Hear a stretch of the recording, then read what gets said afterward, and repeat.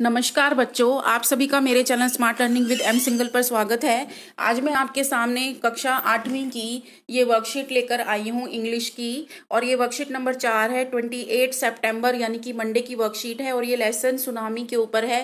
Part 1 हम इसका कर चुके हैं, उसके बाद का है कंटिन्यू में। तो हम इस पार्ट को करते हैं। और आपको पता है कि जब सुनामी आती है तो अपने साथ कुछ बर्बादी लेकर आती है। तो इस पार्ट में हम वही बर्बादी को रीड करेंगे कि कैसे अंडमान और निकोबार आइलैंड में बर्बादी आई। तो सबसे पहले आपको कुछ क्वेश्चंस दिए गए हैं, आपको बताना है do you think tsunami can strike these places, yes और नो में आपको ईच पार्ट में आंसर देना है। तो आपको पता है कि जो सुनामी होती है वो शिमला में तो आ नहीं सकती, क्योंकि शिमला क्या है, हिली एरिया है और हिली एरिया में सुनामी नहीं आ सकती। तो यहाँ पे क्या आएगा, नो। उसका रीजन क्यों है, क्योंकि वहां पे लैंडस्लाइड हो सकता है, क्योंकि वो माउंटेन और हिली एरिया से कवर्ड होता है। तो शिमला जो है वो वहां पे सुनामी नहीं आएगी। Sea coast with such as Mumbai, Mumbai में सुनामी आ सकती है, यस, क्योंकि वहां पर क्या बीचेस वगैरह है तो वहां पे आ सकती है। Plain area such as Delhi, Delhi में आ सकती है, नो। ठीक है। और desert area such as Jodhpur, Jodhpur में आ सकती है, नो। तो एक ही में आएगी यस, ठीक है। और वो कहाँ है, मुंबई में, मुंबई में यस आएगा, बाकी सब में नो आएगा। ठीक है। उसके बाद है second part, let's read about another younger girl. Let's read about another young girl from Andaman and Nicobar Island who survived the disaster। जो सुनामी आई थी, डिजास्टर जो आया था, उसकी एक कहानी हम कहना चाहेंगे अंडमान और निकोबार आइलैंड की, जो कि एक लड़की की है। और ये जो कहानी है ये आपकी हनी ड्यू बुक में है, 26 और 27 नंबर के पेज पे। तो चलिए कहानी को पढ़ते हैं यंगर गर्ल की। Almas Javed was 10 years old. तो वो कितने साल की थी, 10 साल की थी। She was student of Carmel convent in port Blair. जैसे आप अपने स्कूल को जानते हो, आपका स्कूल का कोई नाम होता है, ऐसे ही उस लड़की का, अलमास का स्कूल था कार्मल कॉन्वेंट, और वो कहाँ पर था, पोर्ट ब्लेयर पे। जैसे आपका स्कूल जहाँ न्यू दिल्ली में होता है या किसी का मुंबई में होता है, किसी का निलोठी स्कूल है, तो ऐसे ही निलोठी जगह का नाम हो गया और पोर्ट ब्लेयर उसी से रेलिवेंट है। और मतलब जैसे आपका स्कूल निलोठी में है, ऐसे ही उस लड़की का स्कूल पोर्ट ब्लेयर में था। जैसे आपके स्कूल का नाम सर्वोदय कन्या विद्यालय है मान लीजिए, तो ऐसे ही उस लड़की का नाम कार्मल कॉन्वेंट स्कूल था। ठीक है। तो चलिए आगे बढ़ते हैं। आगे है और वो कार्मल कॉन्वेंट कहाँ था, पोर्ट ब्लेयर में था। Where her father had a petrol pump, उस जहाँ पे उसके पिताजी के का काम क्या था, पेट्रोल पंप का काम था, उसके पिताजी का एक पेट्रोल पंप था। Her mother Rahila's home was in Nancowry island, जो उसकी मम्मी का घर था वो नैनकोरी आइलैंड में था। And the family had gone there to celebrate Christmas, उसकी जो फैमिली है सेलिब्रेट करने के लिए, क्रिसमस सेलिब्रेट करने के लिए वहां पर गई। कहाँ पर, नैनकोरी आइलैंड में। When the tremors came early in the morning, जब सुबह सुबह झटके आए, किसके, सुनामी के। द फैमिली वाज स्लीपिंग, तब वो जो फैमिली स्लीप कर रही थी। अलमास फादर सा द सी वाटर रिसीड, उसके जो अलमास के पापा हैं उन्होंने देखा कि जो पानी का बहाव है वो तेजी से आ रहा था।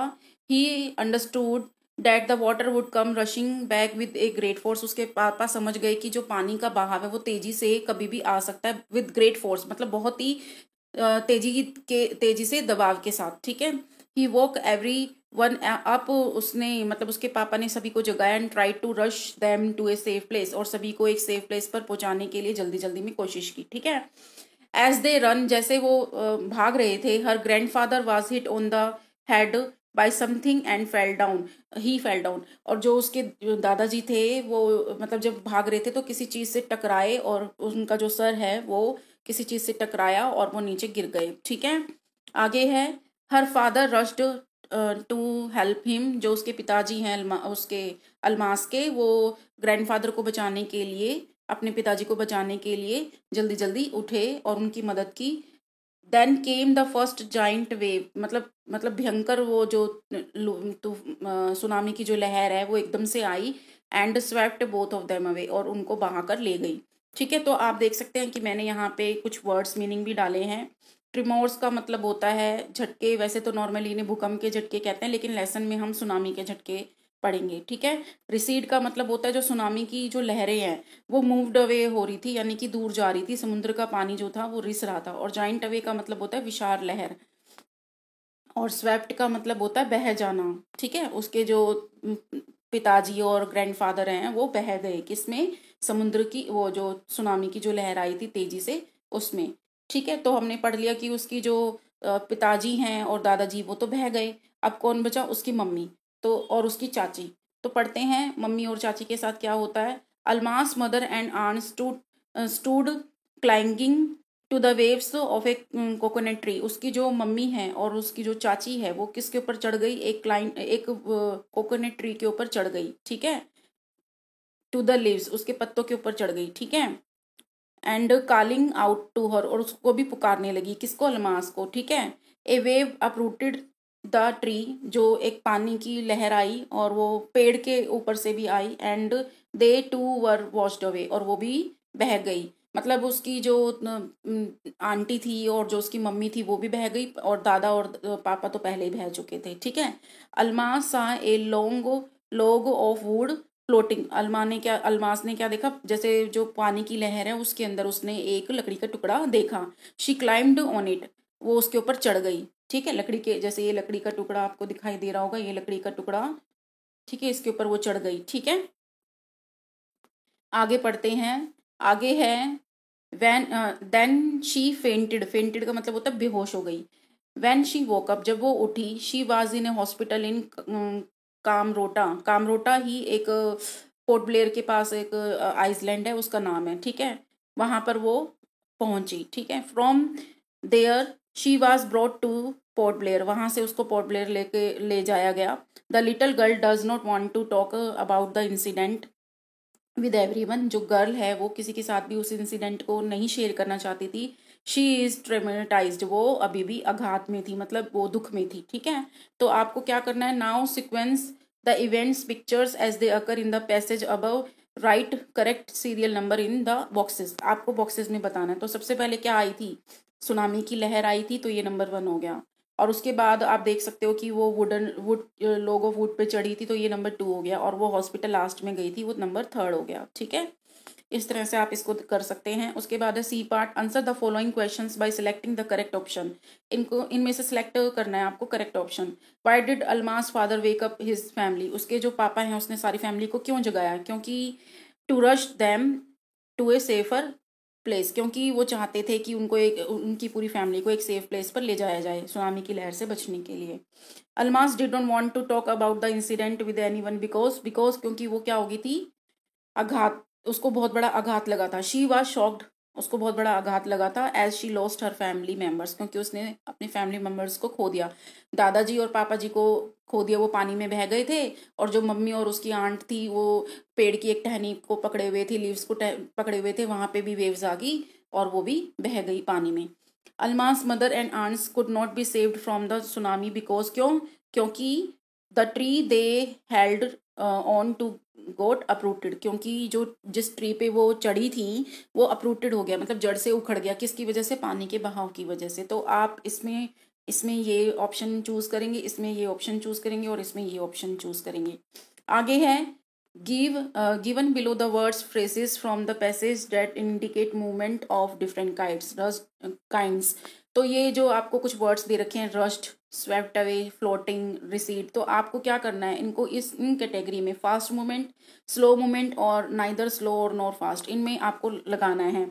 तो सबसे पहले हम स्वेप्ट अवे का मतलब बह जाना, तो बहेंगे तो वो जल्दी जल्दी काम होगा, तो ये इसमें आएगा। इनका नंबर हम 1, 2 और 3 ऐसे रख देते हैं ताकि हमें पता लग जाए कि इसमें क्या भरना है। तो स्वेप्ट अवे हम इसमें भरेंगे। फ्लोटिंग का मतलब होता है फिर रश्ड अवे का मतलब, रश्ड का मतलब होता है जल्दी जल्दी, मतलब भागना एक स्थान से दूसरे स्थान पर, तो ये भी इसमें आएगा। ठीक है, ये भी 1 में आएगा। उसके बाद है फ्लोटिंग का मतलब होता है बहना, तो पानी का जो बहाव होता है वो धीरे धीरे बहता है। ठीक है, तो स्लो मूवमेंट होती है, तो ये हमारा 2 में आएगा। ठीक है, और रिसीड का मतलब होता है कि ना तो ज़्यादा स्लो होना और ना ही ज़्यादा फास्ट होना, तो रिसीड जो है वो 3rd में आएगा। ठीक है, 3rd में आएगा। और लास्ट में आपको ये भी लिखा हुआ है to be continued next week, मतलब आगे इसका और भी पार्ट आएगा जो हम नेक्स्ट वीक में पढ़ेंगे। ठीक है, तो चलिए हम इसके वर्ड मीनिंग्स देख सकते हैं। ट्रिमोर्स का मतलब होता है भूकंप के झटके, वैसे तो भूकंप के होता है लेकिन यहाँ पे सुनामी के झटके। रिसीड, रिसीड का मतलब होता है समुद्र का पानी रिसना, पानी का रिसना, धीरे धीरे पानी का रिसना। ठीक है, जैसे आपके पास कोई गिलास है और उसमें छेद हम कर दें, सॉरी कोई पॉलीथीन है उसमें पानी डाल दें और उसमें छेद कर दे तो पानी जो है धीरे धीरे रिसेगा। ठीक है। जाइंट वेव का मतलब होता है विशाल लहर। स्वेफ्ट का मतलब होता है बह जाना। लोगो वुड का मतलब होता है लकड़ी का टुकड़ा। उसके बाद फेंटेड का मतलब होता है बेहोश हो जाना, वो फेंट हो गई थी ना अलमास। ठीक है। और कोमोर्टा का मतलब होता है, कमोर्टा एक ऐसा आइसलैंड जो कि निकोबार आइसलैंड के पास है, ठीक उसके अंदर है, निकोबार आइसलैंड के अंदर है कोमोर्टा आइसलैंड। ठीक है। और ट्रेमोटाइज, ट्रेम्यूटाइज्ड का मतलब होता है, ट्रेमेटाइज्ड का मतलब आघात, सदमा लगना, या आप शॉक्ड भी कह सकते हैं। और रस्ट का मतलब होता है जल्दी जल्दी पहुंचना। देखो रस्ट जल्दी जल्दी पहुंचना है तो ये हमने वन में डाला था। ठीक है।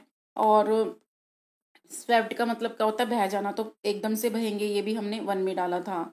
और रिसीड का मतलब होता है धीरे धीरे पानी का रिसना। ठीक है, ना ज़्यादा स्लो ना ज़्यादा फास्ट, तो ये हमने थर्ड में डाला था। तो इस तरह से आप देख सकते हैं कि आप इन वर्ड्स मीनिंग को कर सकते हैं।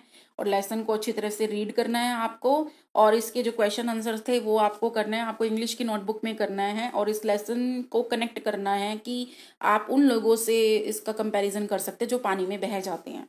ठीक है। कितना मुश्किल होता है अपनी फैमिली को खोना आपको